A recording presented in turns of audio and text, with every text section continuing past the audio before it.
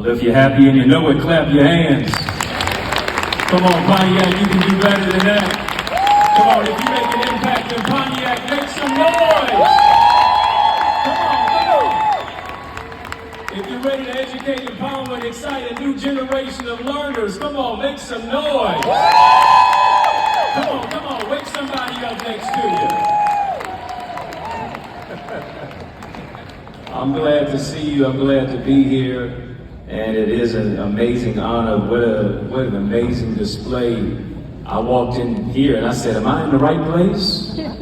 This is absolutely amazing. I'm honored to be here, and I got to give a sincere salute and shout out to some amazing, super bad sister soldiers, to your preeminent president of the Pontiac School Board, School District Board of Education, the one and only Dr. Anisha Hanna. Come on, make some noise for her. Yes. And to your superintendent, Dr. Kimberly Leverett. Come on, let him hear you.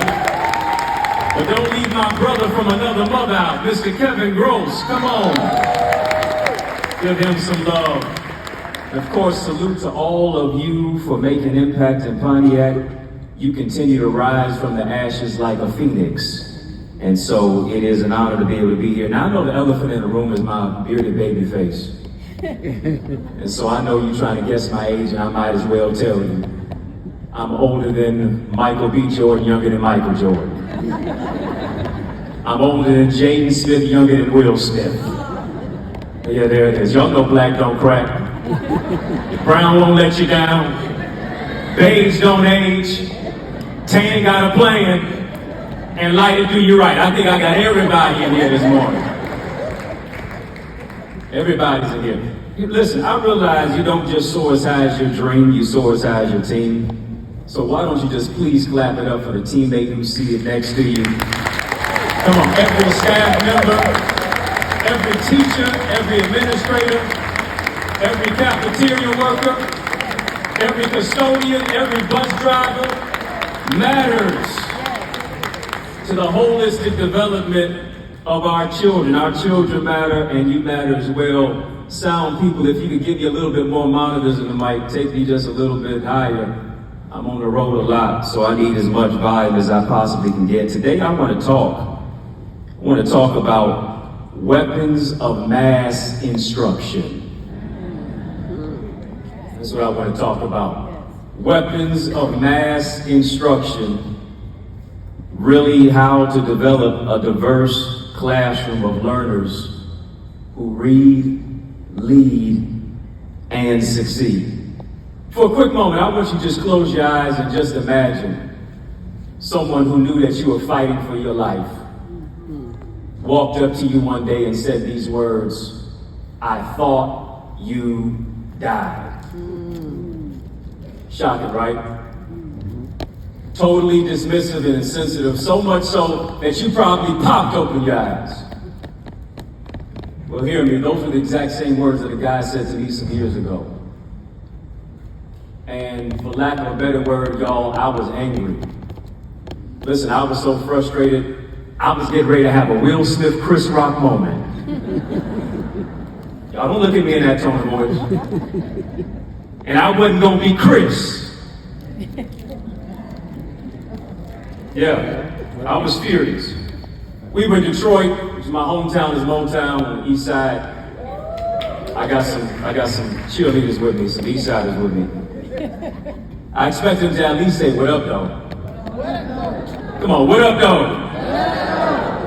I ain't even get that. It's all right, you can Kevin Hart me and laugh in my pain.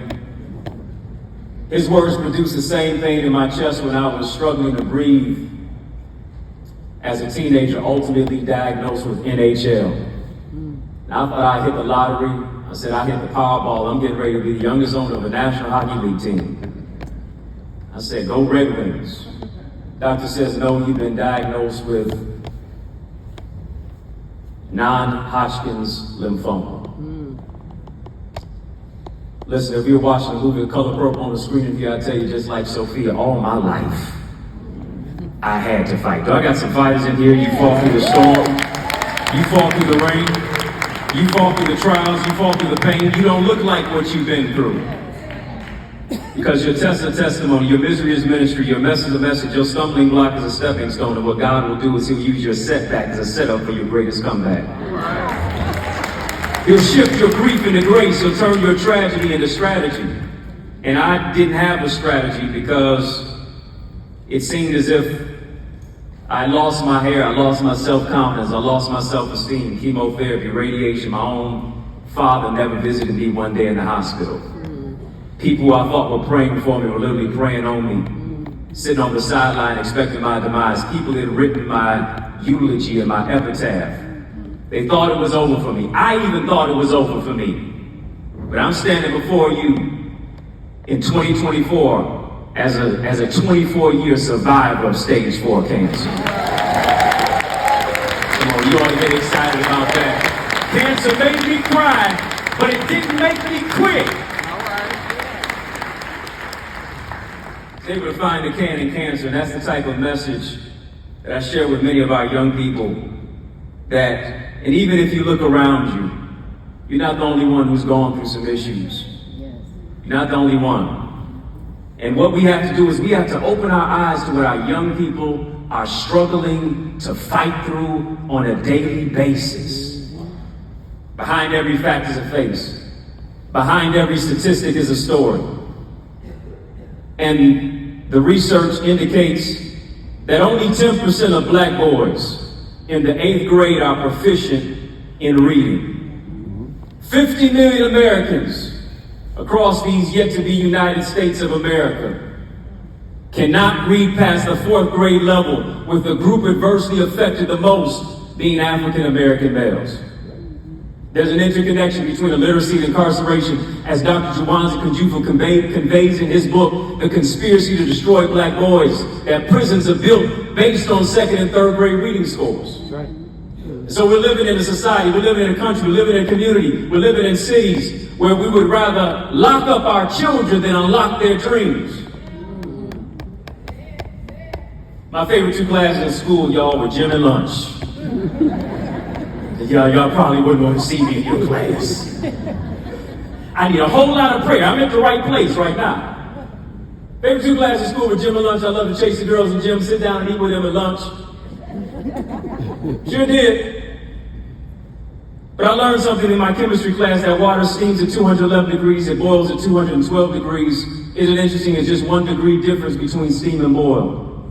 1 degree difference. Some of us are just 1 book away, we're just 1 colleague away, we're just 1 teacher away, we're just 1 lesson plan away, we're just 1 idea away, we're just 1 innovative thought away, we're just 1 teacher strategy away from shifting our classrooms from somebody's dream on steam to now letting them know that you got something inside you that can really develop who it is that you are.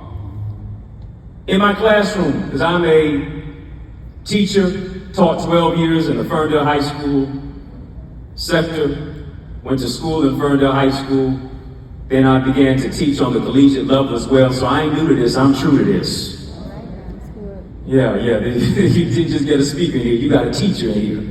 So when you talk about classroom management, when you talk about discipline, when you talk about dealing with kids who seem to be unruly, when you talk about not being able to get through certain children, when you talk about bureaucracy, when you talk about administration, when you talk about all of it, I know what I'm talking about and I know what you're dealing with. All right.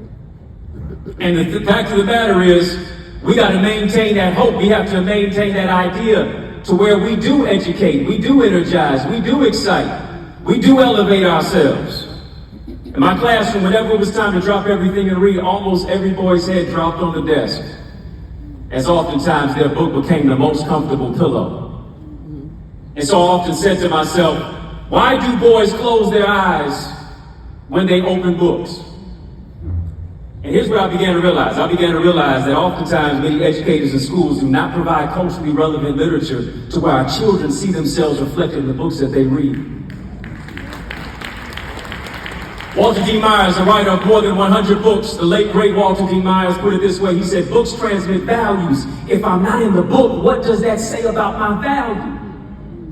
So it's easy for me to close my eyes if the curriculum doesn't connect to my plight, my predicament. It's easy for me to close my eyes if the book doesn't speak to my value, and if I cannot locate myself in the lesson. Easy for me to do that. Easy to close my eyes if you don't connect with who I am, where I am, and where I want to be, my plight, my promise, and my purpose. And this is why I developed specifically and went beyond just the 8 to 3 aspect of the classroom, and I developed an after-school mentoring program called Boys to Books, to empower our young brothers to be able to read, lead, and succeed through literacy, leadership, and life skills enrichment. It's definitely what your district needs. Y'all need that for your boys, for your mentoring program, shameless plug. But it is the way to really speak truth to power and to also advocate for our boys who are oftentimes, sometimes not just a dropout rate, but it's a push-out rate, it's a pass-out rate. Pass from class to class. Nobody wants to deal with them. So now you're dealing with Johnny or Jamal, who's in the 9th grade reading on a 3rd grade level. What do we do with that? Is that because of him, or is that because of us? Is that because of him, or is that because, in many cases, even the parents? Because oftentimes, the first teacher is the parent. And when you're dealing with literacy, ignorance, and incarceration, in many cases, the same parents who did not have a great school connection now pass that on from their child. Generational aspect of what it is that we now have to try to remediate. Education is the key, but here's the question: is the lock broken? Is the lock broken? When we look at the predicament and the paradigm shift of what is going on, teaching is hard work, but it's heart work. And heart work is hard work, y'all. Get up each and every single day as you're dealing with the myriad of what it is that you're dealing with. You know you on your 4th coffee cup already. You already got another gray hair growing thinking about the school year. You're thinking about all these specific things and trying to deal with your home, and now you're trying to deal with children who may be coming from broken homes. It's hard work. And hard work is hard work. When you look at the landscape of education, what can you see? You can clearly see that our schools are underfunded. Teachers are underpaid. Y'all ain't said nothing. and our children, unfortunately, are oftentimes undereducated. Look at our classrooms, our culture, our curriculum. Look at our communities. They are in crisis like never before. And we are in the midst of a preschool to prison pipeline. And have you ever thought about this? What makes kids eager to run to school in kindergarten, but they can't wait to run home by 5th grade? We believe that we're smarter than a 5th grader, but we have a hard time answering that question. Why is it that prior to our children entering school, they are full of curiosity, they love to learn, but after going to school, children often lose interest in learning, long to escape from school? Rather than blaming the children, here's the thing: maybe it's our fault as educational leaders. What is it that takes place in preschool where they're so excited, in kindergarten where they're so excited, to where now, by 4th or 5th grade, they can't wait to get out of our class? They can't wait to go home. They can't wait to disconnect. Consider with me this: prior to 4th grade, classrooms are communities of collaboration. After 4th grade, classrooms now become individualized zones of competition. After 4th grade, children are confined to their own desks. Prior to 4th grade, there's freedom of movement. Post 4th grade, students are sedentary. Prior to 4th grade, students have recess. Post 4th grade, students are now depressed. I wonder, do you remember the excitement that you first had when you became a teacher? Come on, you couldn't stop decorating your room. You couldn't stop redecorating your room. You weren't going to the principal asking him, hey, you know what, I need another $100. No, you was digging in your own pocket. What happened? What? Do you remember the excitement when you first became a board member, when you first became an administrator, when you first became a principal or an assistant principal or a parapro? When you first became a school counselor? You were excited to see the children coming. You was waiting with bated breath. You was on tiptoe anticipation. Now maybe roll your eyes and you wave because you can't wait till they say goodbye. You was waiting to get them, now you can't wait till you leave them. Just going through the motions, teaching, leading on autopilot. And if you'll really be honest, many of us are sitting in here and we have quiet quit. You know what to do just to do the bare minimum.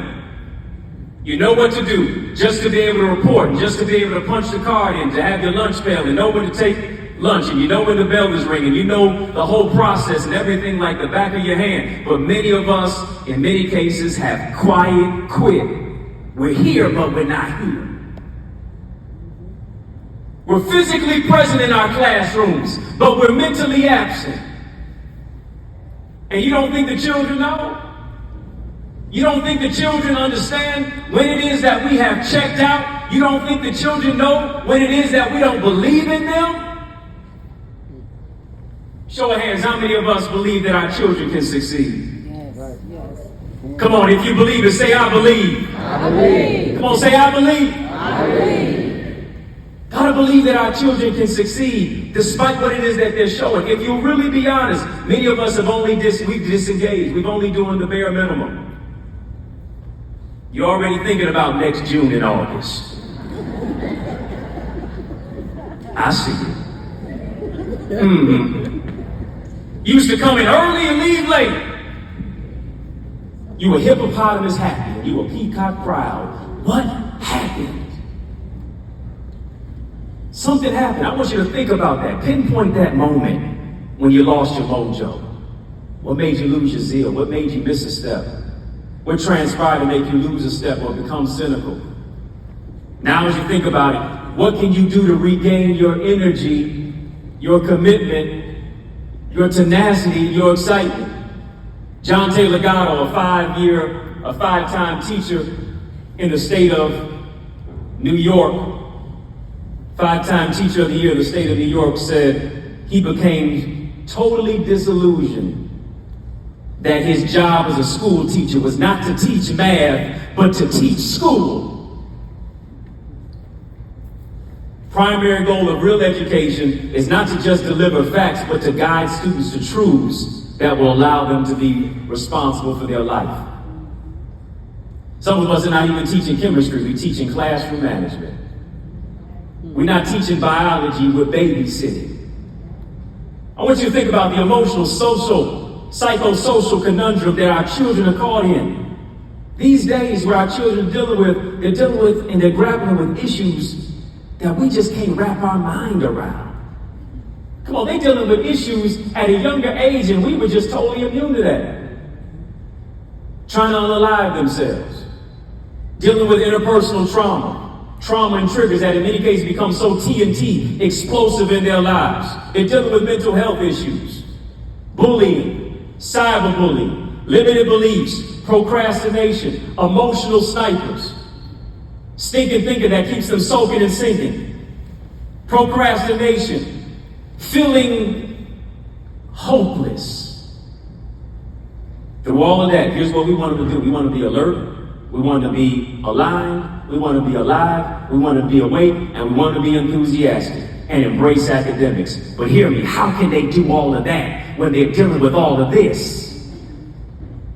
How can they deal with all of that when they're coming from broken homes, broken schools, broken communities? And so this is what we do. We prioritize memorization over imagination and innovation. We would rather medicate than educate. What are we doing to reignite our children's imagination and make dead classrooms come alive? I need you to hear me. The greatest skill of the 21st century is the skill of critical thinking. And what we have to do is we got to be critical thinkers in a chaotic world, because education is begging for innovation. Education is begging for innovation. We need innovation in how we prepare our instructors. We need innovation in how we deal with our children. We need an innovation in how we use technology for teaching. We need innovation so that we can understand social media can be used in the classroom. It's not just a toy, but it's also a tool. We have to have innovation, but guess what? We don't have innovation methods and strategies and teaching skills unless we adopt an innovative mindset. I have to think bigger than my bank account. I got to think bigger than my budget. And we can't really talk about education unless our children have food in their stomachs. We can't really talk about education unless our communities are safe. We can't really talk about education until our children can walk the streets without fear, and unless their families and structures and community are solid enough so that we can pass on the love that they're so deserving of. Because here's the thing, healthy schools and healthy neighborhoods are interconnected. We got to have healthy schools. We got to have healthy education. We have to move to that particular place in that aspect, because the saying goes, it takes a village to raise a child. But here's the caveat: the child who is not embraced by the village will burn it down to feel its warmth. Maybe they're trying to burn down the classroom. Maybe they're trying to burn it down in the school and in the district of what it is that now they're acting inept and now they don't want to connect with you simply because they don't feel the warmth. What are you doing to make our children feel seen, to feel loved, to feel valued, to understand that they have a voice and their voice matters in your classroom? Whether it's through think, pair, share, whether it may be through Socratic method. What are those aspects of what it is that we're using to be able to engage to them to where we put relationship over rigor and rhetoric? Because I can't adequately teach you if I don't learn you. I can't adequately connect with you if I don't really know who it is that you are. We have to realize that we are our brother's keeper. We are our sister's protector. Because here's the thing, if the schools reject our kids, if the church rejects our kids, if the communities reject our kids, if the home rejects our kids, and the streets accept our kids, guess where our children are headed? Schools closed, prisons and cemeteries open.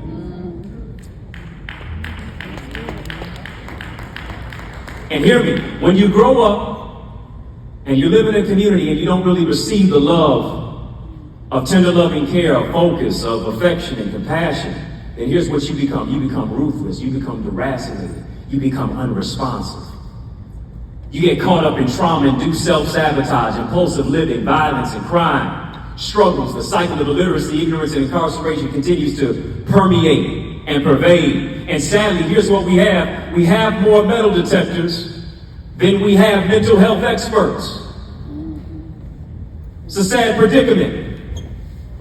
Education should not be an indoctrination of incarceration into a school to prison pipeline. Because here's the thing, we have to get so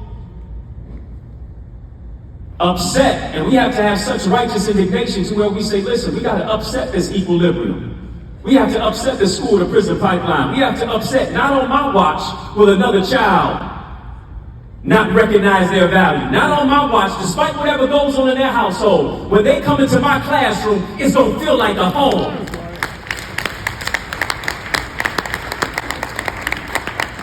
They may have been abused last night, but when they come into my classroom today, they're going to feel like they are abused.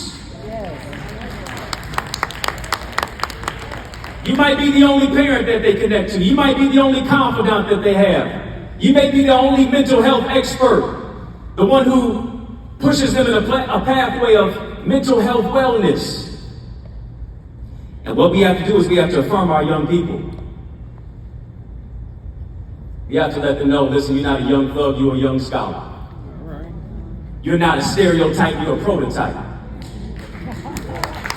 You will not do 4 years in a prison house. You will do 4 years of Spelman and Morehouse. You will not do 4 years in a correctional facility. You're going to do 4 years in a college or a university. And even if you don't go to a college or a university, you can still pick up a trade.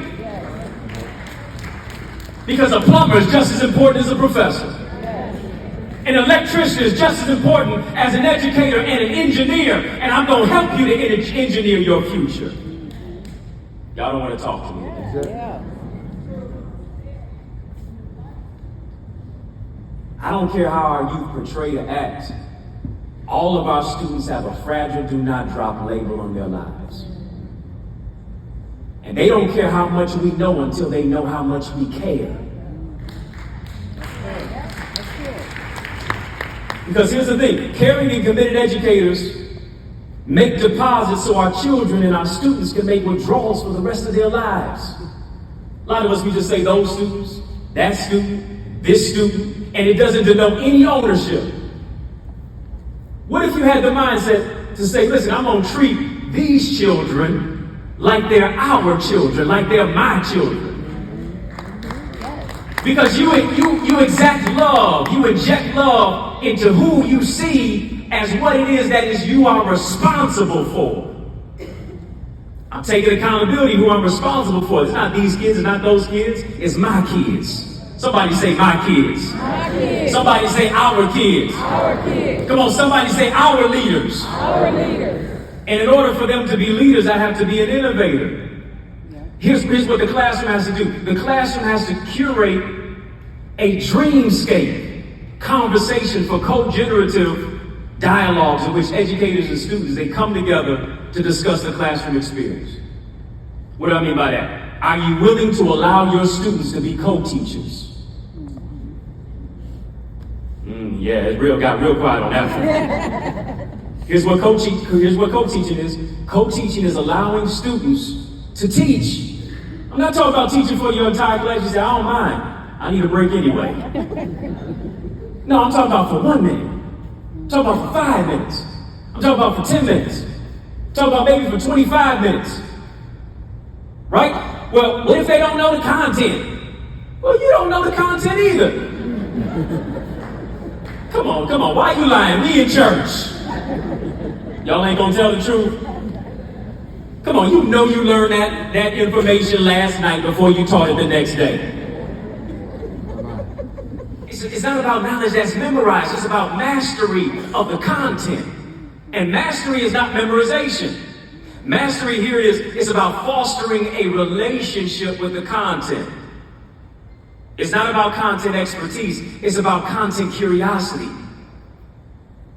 I gotta get curious about the content, I gotta get curious about the curriculum, because that develops a desire to learn, it develops a desire to teach. And here's what we gotta do. We gotta let the babies not only learn, we gotta let the babies teach. Let the babies cook. Give them what you use to make your lesson plans. Make their assignment a lesson plan. Give them the websites, give them the resources that you use. Have them draw up a lesson. Have them dream about what this lesson should look like. That's innovative. Some of our most amazing lesson plans don't just come from us, it comes from the children that we teach. It comes from some of those kids who we would classify to be hard-headed.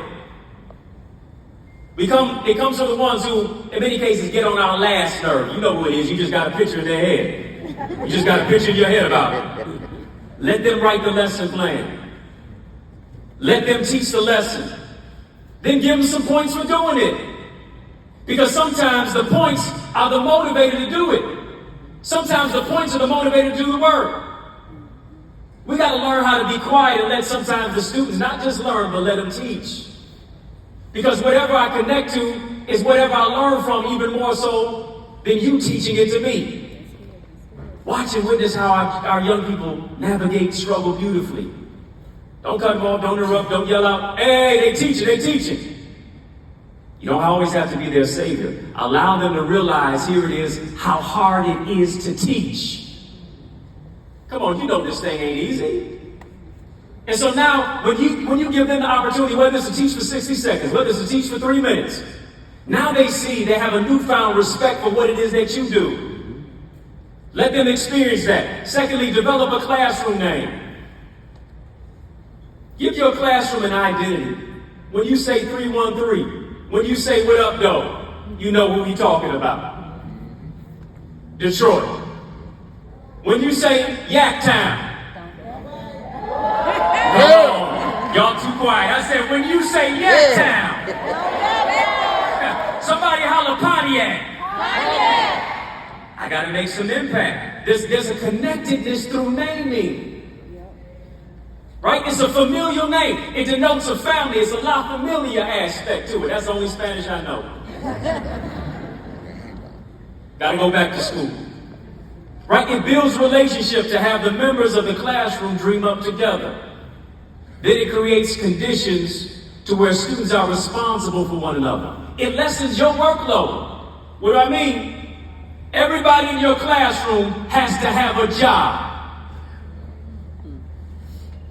Yeah. It's your job, students, to facilitate the space, to facilitate the ecosystem and the operations of the classroom. It goes like this. You're the desk director. You're the desk straightener. You're the pencil sharpener. You're the copy maker. You're the attendance taker. You're the floor sweeper. You're the person who takes out the trash and moves that over into the corner. You're the corner operator. Give them a task. Because here's the thing, classroom responsibility has to have a deep connection that goes beyond just turning in this assignment. Are you present? Are you absent? They're absent while present. How about that? Because here's the thing, now my responsibility is not to just move into my own learning, into my own test score. It goes beyond that. Now I'm responsible for the person who's sitting next to me in the classroom. Right? It places an onus on the responsibility of a student to where it's not about I, it's about us. It's not about me, it's about we in totality. Right? And when you operate at that level, without that, everyone suffers. For instance, a kid who was assigned a job in a classroom, in the ecosystem space, is absent one particular day. And then now, they come back to the classroom after being absent, and guess what? Everybody's asking, where were you? Because you were the desk straightener. Desk didn't get straightened because you weren't here. And now all of a sudden, this person who may feel invaluable, insignificant, says, wow, I really do matter. People were looking for me. And if I don't show up, the class can't go up. Kids still come to me this day, who I've taught years ago, say, Connor, you know what? Your class was my favorite class. You were my favorite teacher. Now I know my class wasn't their favorite class. I was teaching history. They didn't like history. But they liked the home environment that I set up in the classroom. They enjoyed the environment. They enjoyed the connectivity. And so now history became more palatable. They were able to lean in a little bit more because I leaned into their life. What imaginative methods will you use to make our children feel seen, feel heard, feel valued? Little do they know, and little do we know, sometimes the family structure isn't right. And your classroom sometimes is the only home that our children will ever experience. Is it as dysfunctional as what they may come from? Is it as disinteresting as what it is that they've been connected to? We know how to teach from the text. But here's the thing, it's our context is where we connect. Next is not content first. Content over context is a failure in the making. Somebody just got mad. What do I mean? Context over content. Where do they come from? What is life for our students like after they leave my classroom? What are their hopes? What are their dreams? What are their fears? Right? Because if you can get our children to open up their heart, they can open up their mind to receive the information, the knowledge, and the wisdom of what it is that you're trying to inject into who it is that they are. Content is not first. Context is first. Somebody just got mad. But how the students gonna learn if we don't place content preeminent? Will you just relax? Come on, seriously, take a chill pill real quick. If you create the right environment, learning is gonna happen naturally. Right? And real talk, sad to say, some of us as teachers, we're the biggest liars. Y'all don't like that. As teachers, some of us are the biggest liars. What does that mean by that? Whenever kids ask teachers a question, here's what, when we don't know the answer, we just try to make up something. Yeah, we just start making stuff up just to get kids to shut up. Sometimes the reason you don't like kids to think freely is because you don't want kids to ask questions that you don't know the answers to.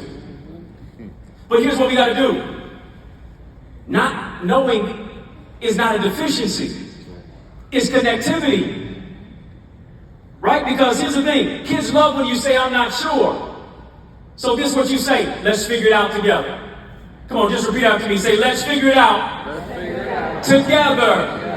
A know-it-all really knows nothing at all. Right? I'm engaged in this content. I'm engaged in this just like you are. Well, you're the teacher. You're supposed to know everything. No. I'm learning just like you are. It's not a deficiency. It's a strategy not knowing. Speaking of strategy, let me just disrupt the equilibrium real quickly. While you sit next to somebody, just nudge your neighbor. I know we in church, so it's all right that we can do this. Nudge your neighbor, just look at them. And as you're looking at them, I want you to think about everything that's wrong with them. On the count of 3. 1, 2, 3, go. All right, y'all stop. Somebody said, I need a little bit more time. I just found something. Yeah, he was right. You know, y'all ain't gonna quit. Why would I do such a thing?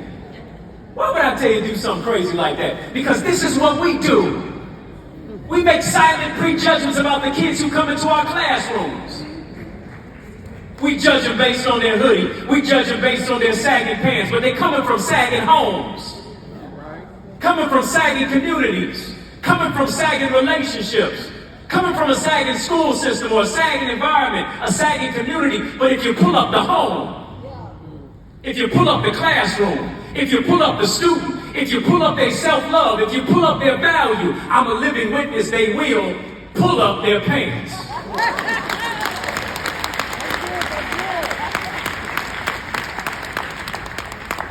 You got to take it in vested interest. Well, they didn't do the project, but they're coming from abject poverty. Let me get to know the person before I put the project in front of the person. The greatest indicator of our students' success is the belief that our children can succeed. And here's the thing. We're in this church today, which is a reminder that there is no room for teaching without faith.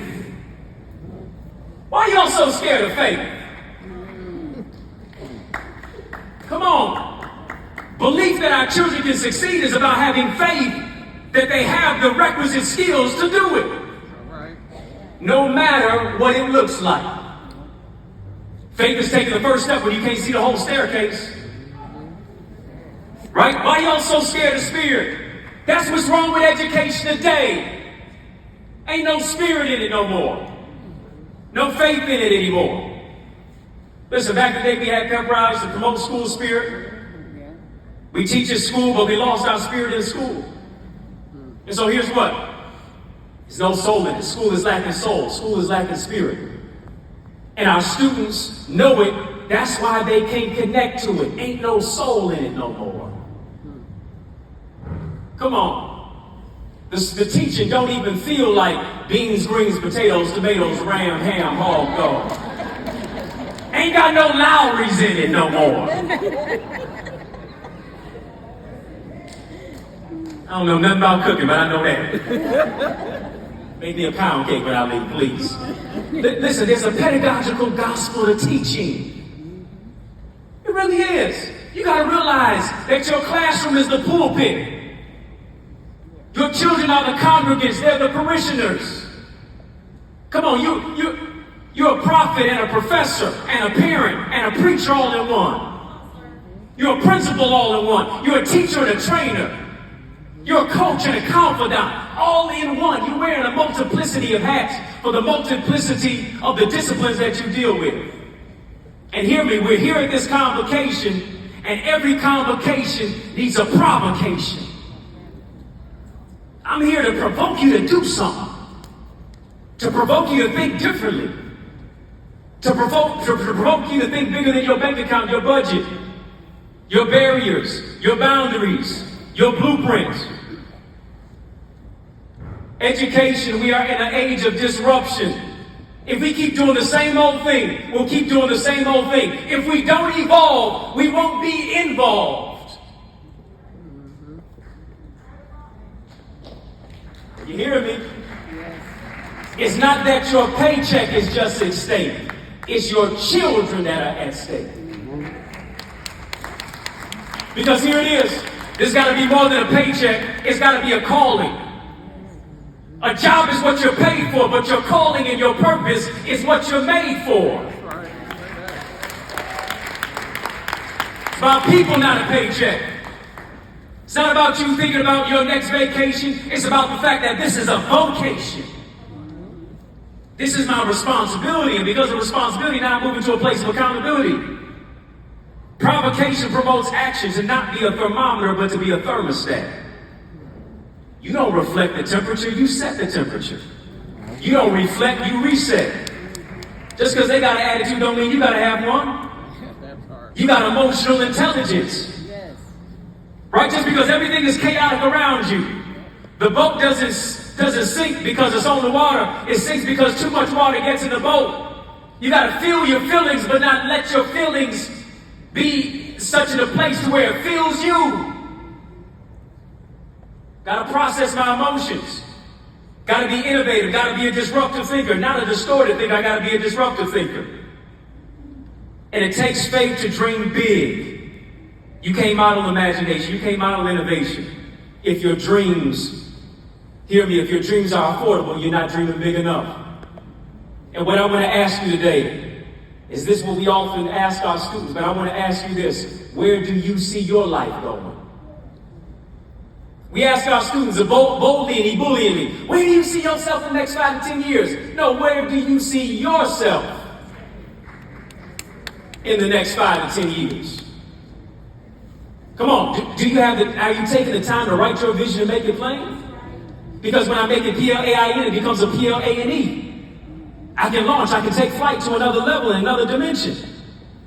What are you doing to carve out steps for yourself to develop who it is that you are? Because if you don't do it for you, you won't do it for anybody else either. If you don't do it for you, you won't do it for the children who are now looking up to you.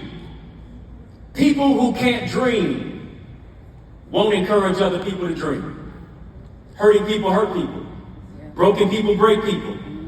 The linguistic rhetorical genius Langston Hughes said, hold fast to dreams, for if dreams go, life is a broken-winged bird that cannot fly. And here's the thing, oftentimes we're crippling our children's wings because somebody crippled our wings. Hurting people hurt people, but heal people heal people. I gotta be a healed educator, I gotta be a healed thinker. If we don't heal, we'll bleed on our students who didn't cut us. Say it again. Yeah, if you don't heal, you will bleed on your children and your students who didn't cut you. And I want to ask you, when did life give you laryngitis? How old were you when you lost your voice? To advocate for the least, the last, the lost, the left out, the overlooked, the underserved, and the underrepresented. Maya Angelou from the ages of 8 to 13 didn't say a word because of the horrific vitriolic abuse of what it is that she experienced. The situation muzzled her.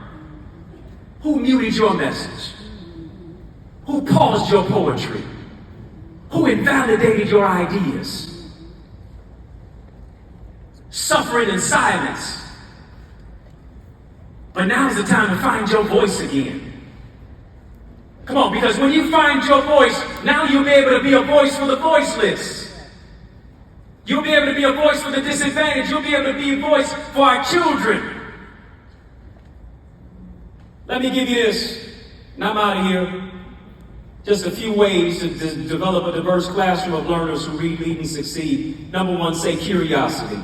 Curiosity. We're in a system of wanting to control things because we are often controlled. Here's the curriculum.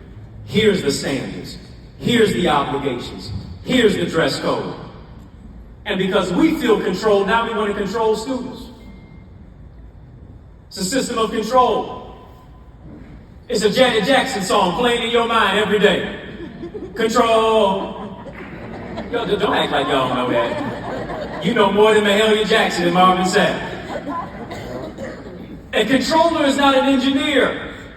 A controller is not an innovator. A controller is not a creator. Have you discovered your inner genius? Pablo Picasso said we're all born a genius. The hard part is trying to remain a genius as we get older. Life crushes out your genius. And now, oftentimes, we're crushing out our children's genius. You got to understand this. You are an artist in the classroom. Teaching is an art form. Maybe you need to go down to the art teacher and just look at them and just learn from them and just watch them and just shadow them and see how it connects to what you do in the classroom as a pedagogical painter on the lives of our children. Curiosity has to denote connectivity. We got to champion relationship over rhetoric. We got to get into the context of teaching and leading by learning our children. Number two, after curiosity, number two, embrace the mess. Somebody say embrace the mess. Embrace the mess. Oh yeah. Sometimes teachers is a little messy. We're pedagogical practitioners. We don't always get it right. Sometimes we commit educational malpractice. I can hear a rat making ice in here. Learning can be ugly, but here's the thing, it can eventually turn out beautifully. Robin Sharma, who's a writer of the book, The 5 a.m. Club, said this: change is hard at first, messy in the middle, but it's beautiful at the end. Hard in the beginning, messy in the middle, beautiful at the end. And oftentimes, we can't get to the end because we keep thinking about how messy it is in the middle right now. How murky it is in the middle. Gotta understand this, the hard part is done. The message that is clearing up a little bit more. Right? It's being unveiled each and every single day. Don't allow what's messy to become misery. Learn to cultivate creativity in the midst of the chaos and the crisis. Next, somebody say self-reflection.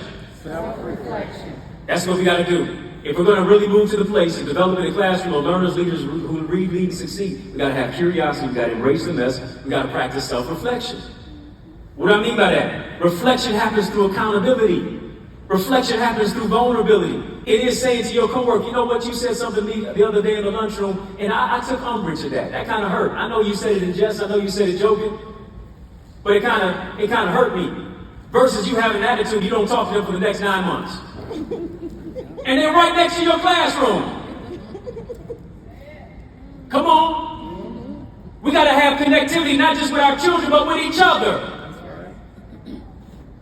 A lot of us, we go along, but we don't get along. Who does she think she is? Who does he think that? I know they ain't going to talk to me that way. 3 snaps in the neck roll, hair fly, high five. Hair flip, a high five, 3 snaps in the neck roll. And it's you go, girl. Yeah, you go and get out of my face. Snatching edges. In wigs. Some of y'all fight more than the students do. Oh, it's tight, but it's gonna be all right. Where's my exit sign, Dr. Anisha? I gotta have reflection. I gotta think about what it is that I'm thinking about. It's gotta be, yeah, I messed up. You know what, I can do better. I can take accountability. I didn't get that right today. Monday, I was a mess. Tuesday, I'm coming with my best, though. I can model X, Y, Z. Everybody wants to be an adult until it's time to communicate.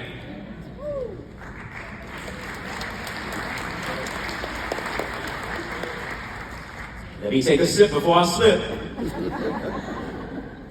Here's what I gotta do. As an educator, I gotta actively also engage in self-care. Come on, family. Come on. A lot of us are dealing with burnout.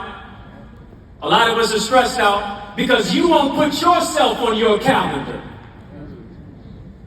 I got all this. When are you gonna take some time for margin? Because here's the thing, you can't pour from an empty cup. And oftentimes we're pouring into people who have holes in their cup.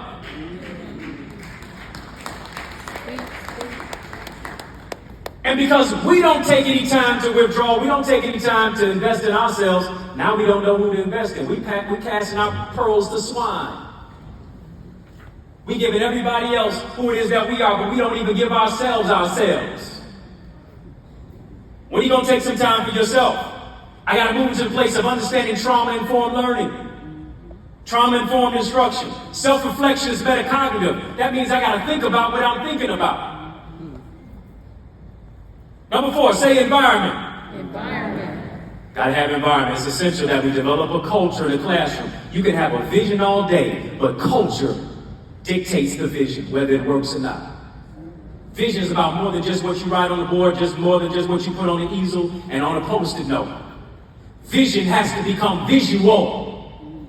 How does it become visual? in the way that I connect with my students? What is the environment? What is the culture that goes beyond curriculum? See, if we know curriculum, we know classroom management, but we don't know culture, that's a foreign language to us. Culture says you're a person. Culture says I want to develop a relationship with you in a healthy way. Culture says I need to know where you come from. What do you enjoy? What are your fears? What are your frustrations? You don't like this subject, why? You want to be this, why?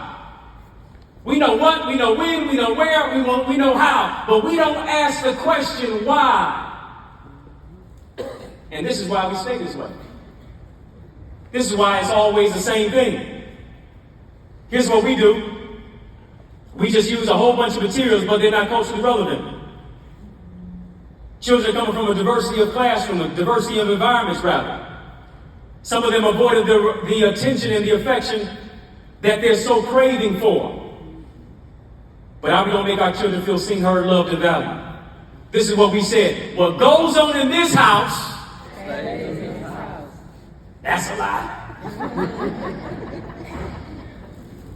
What goes on in this house bleeds into the other house.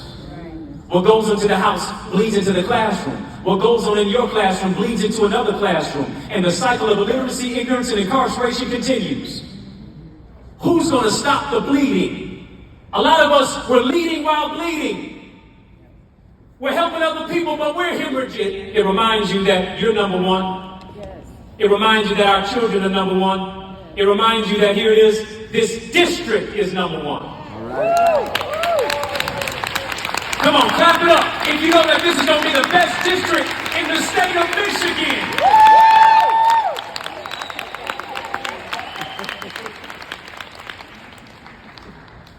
Beyond the excitement, we got to get into alignment, though. We got to believe that Jose and Jamal can learn just as good as John. We got to believe Keisha can learn just as good as Katie. Y'all don't want to talk to me. When we genuinely believe that all students can succeed, now we pour into their multiple intelligences. Now we pour into their social emotional learning with various modalities. Now the spirit of success becomes infectious in our classroom, and from one classroom to this classroom, from Miss Harris' classroom to brother so-and-so's classroom, from this to that, from one school to the other, it becomes infectious. Going viral is more than a video. It's also the teaching, the training. Next, say encouragement. We have to affirm and speak life into our children. Every day you got to tell them that they're bright. Every day you got to tell them that they're brilliant. Every day you got to tell them that these babies are beautiful. Every day you got to tell these babies that they're blessed. Come on, somebody say bright. Say blessed. Say beautiful. Say brilliant. Because you can't lead who you won't love. You can't save who you won't serve. And our young people are looking for authenticity. They're looking for advocacy. They're looking for identity. They're looking to want to know, will you speak a word of encouragement to me? Will you recognize my value? Beyond just what you're saying, do you have a receptive ear to listen? Because teaching is not only just about talking, teaching is also about listening. Many of our young people today, they live in a generation where loyalty is just nothing but a tattoo. Love is just a quote. Lying is the new truth. Life is a tough teacher for many of them because they've been given a test before the lesson. No father in the home, family members incarcerated, raising themselves. Many times we didn't realize that they didn't eat for the last 2 days. They didn't have breakfast in the morning. Over the weekend, their cousin was shot in a fit of rage. Look at our classrooms, culture, communities in crisis. What is the value of black and brown life and Asian life and Indian life and Native American life and white life and Hispanic life and Arab life in America? The school system would say $9,600, but the prison system would say $42,000. More profit locking them up than unlocking their dreams. Living in this incarceration nation, which houses 95% of the world's prison population. I know you've matriculated to the high echelon of academia. I know you can be intoxicated with the exuberance of your intellectual verbosity. But our children don't care about that. They care if you care. And as I hasten to my close today, we got to realize this. Chains are no longer metal, now they're mental. A lot of us were dealing with psychological pain, emotional incarceration. People's opinions have become our prison. In a psychological prison without bars. You see my suit today, but you can't see the scars that are under them. A lot of people gave up on me. Teachers, in many cases, gave up on me. My own guidance counselor told me that I'm not even college material. She told me to pick up a trade. She said, maybe you'll get through that. She saw me where I was, but she didn't see me for where I was going. Didn't get any guidance or counseling. But I'm grateful for a teacher who didn't even look like me. While I was getting chemotherapy and radiation, a white man, Mr. Wenham. We didn't have nothing in common. I had never been around a great group of people who look beyond just me. And you hear all these things about racism and things of that nature, but he took ownership of the relationship that his wife, who was my homebound teacher because I couldn't go to school, helped me, took me to my first baseball game. He never had a son. I became the son to him that he never had. Didn't look like me. I didn't look like him. But it's not so much about race, it's about my place in their life. Race is not the indicator for our student success. It's the belief, it's the faith. When everybody else gave up on me, his wife and him and my mama didn't. Right. Yes. And that's what it's about. Yeah, I went to the School of Hard Knocks, graduated from the University of Adversity, simply because struggle was my greatest teacher. Frederick Douglass said, if we build strong children, we won't have to repair broken adults. I like to say, if we build strong boys and girls, we won't have to repair broken men and women. And our children are coming from broken homes, broken schools, broken neighborhoods. It's the power of mentoring that unlocked the door for me, providing me an opportunity to empower our boys while speaking to the boy in me who was still searching for a father when my father wasn't there. Yeah, I battled stage 4 cancer, but by the grace of God, I was able to find the can in cancer. Yeah. And not only write 18 books, but show our children how to find their value in books. And when our children come into our classrooms, this is what we got to express. We got to let them know it's not where you start in life. It's what you do with life that determines where you end up in life.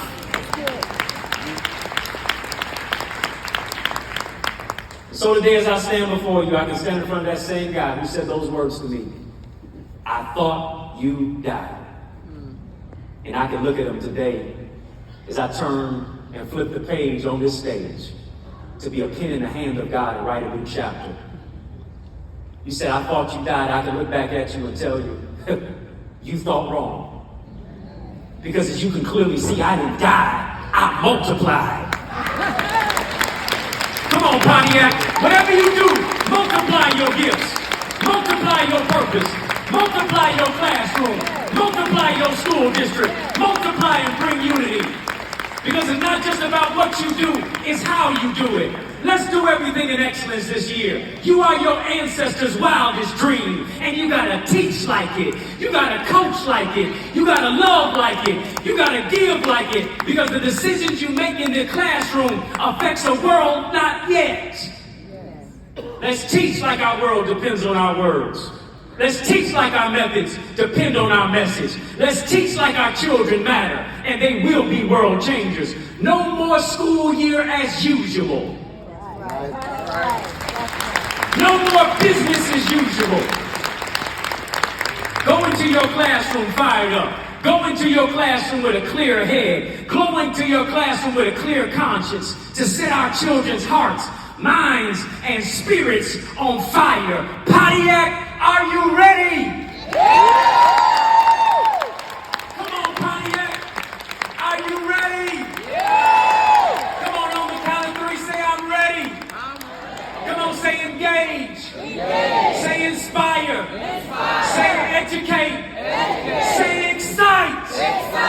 I know that's right. Now give yourselves a hand. God bless you. Got 2 books that are amazing. They're coming out in the next couple of weeks called Strategies for Successful Schools and Learners Are Leaders. Learners Are Leaders would be a great book for our children.